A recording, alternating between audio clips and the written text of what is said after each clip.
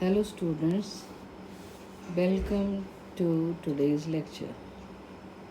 In today's lecture, I am going to explain you the third and the fourth paragraph of the lesson, A Girl with a Basket. Here it is. The route lay through one of the richest of India's agricultural areas. This was the plain of the upper Ganga River, 1,000 feet above sea level, but tropical.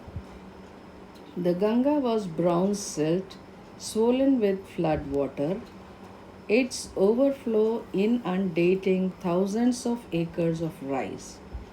To the north were jungles, great expanses of grass higher than a man's head, and unbroken except for an occasional clump of trees, the home of tigers, elephants, pythons, and cobras. Everywhere else there was flat land running to the horizon, but dotted here and there by the sacred banyan tree or by rows of Parker trees, shaped like elms and having thick, twisted trunks. Hot, humid air was moving in from the southwest. Now, in this paragraph, the writer wants to explain that the train was running between New Delhi and Bareilly. It was the vast plain in north of the river Ganga.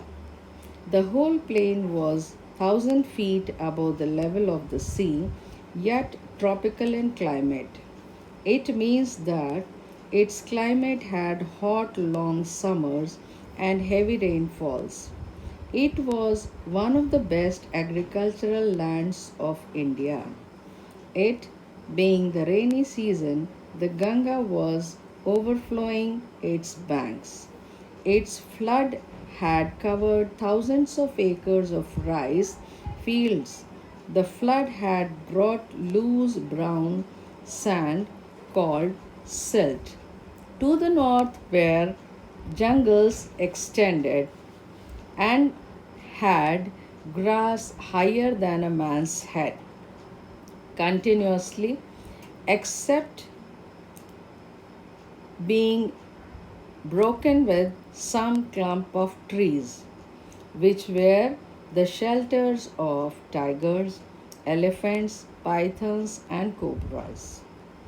Everywhere else there was a flat, fertile land in horizon.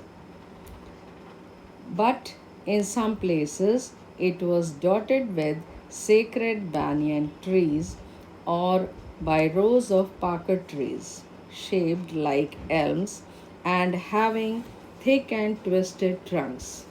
Hot, humid air was moving in from the south. Now I shall explain this paragraph in Hindi. वह रास्ता भारतवर्ष के सबसे समृद्ध कृषि क्षेत्रों से होकर था। वह गंगा नदी का ऊपरी मैदान था जो समुद्र के स्तर से 1,000 फीट ऊंचा था, लेकिन उष्ण कटिबंधीय था, अर्थात वहाँ पर लंबे समय तक खूब गर्मी व खूब बरसात पड़ती थी। भूरी रेत वाली गंगा बाढ़ से उफन रही थी और उसका उफान चावल की हजारों एकड़ की फसल को पानी से भरे हुए था। उत्तर की ओर जंगल थे। आदमी के सिर से ऊंची घास का लगातार अति विशाल विस्तार था जो कहीं कहीं पर वृक्ष के झुंडों के अतिरिक्त कहीं से भी टूटा नहीं था, जो शेरों, हाथियों, अजगरों और काले नागों का घर था।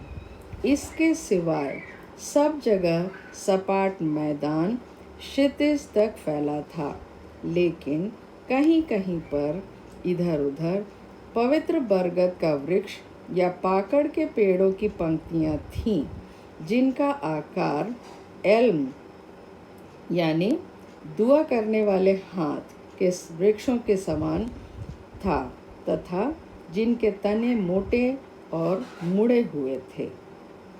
दक्षिण पश्चिम से गर्म नम हवा अंदर चली जा रही थी।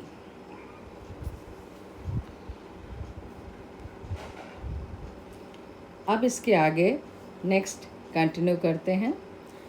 Monkeys, some of them mothers with babies clinging to them and riding underneath swung off trees at the stations looking for food.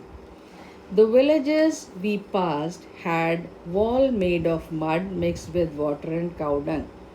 Their peaked roofs were thatched bundles of grass tied to bamboo poles stretched across the rafters.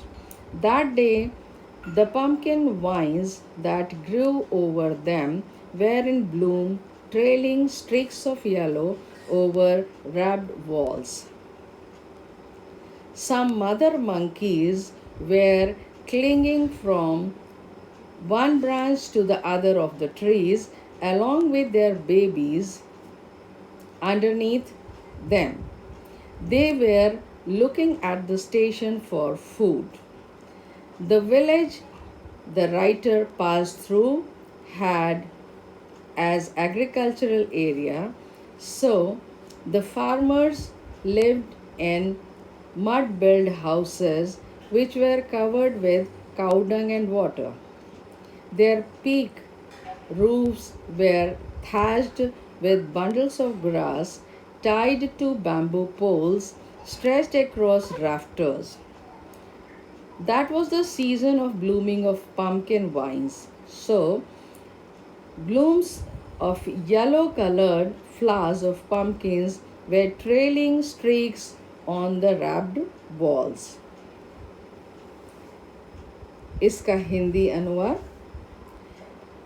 बंदर, जिनमें से कुछ बंदरियां तो अपने बच्चों को चिपकाए हुए थीं, जो नीचे की ओर लटक रहे थे, भोजन की तलाश में पेड़ों से स्टेशन पर कूद पड़े।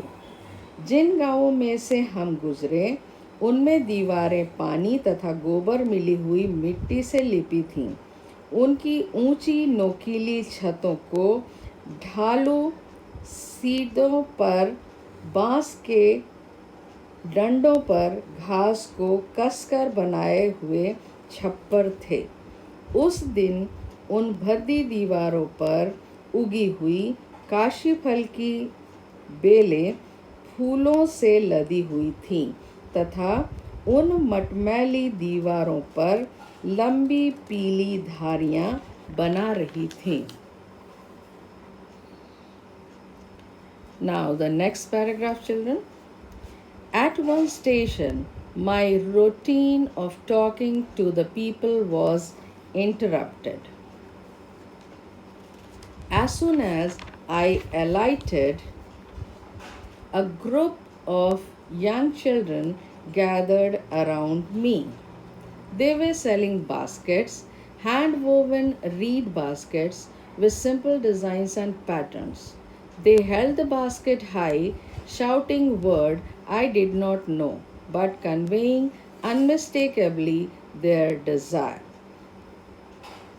The author got down at every station, walked on the platform, and talked to the people. But at one station, the writer could not do so. As he got down at a station, a group of small refugee children surrounded him. All of them had hand-woven baskets and fans in their hands. The baskets were made of reeds with simple designs. All the children raised their baskets high to the author and shouted words in Hindi, which he failed to understand. But he could understand the desires of the children very well, that they all wanted him to purchase their baskets. अब इसका हिंदी अनुवाद बच्चों। किसी एक station पर लोगों से बातें करने का मेरा सिलसिला रुक गया।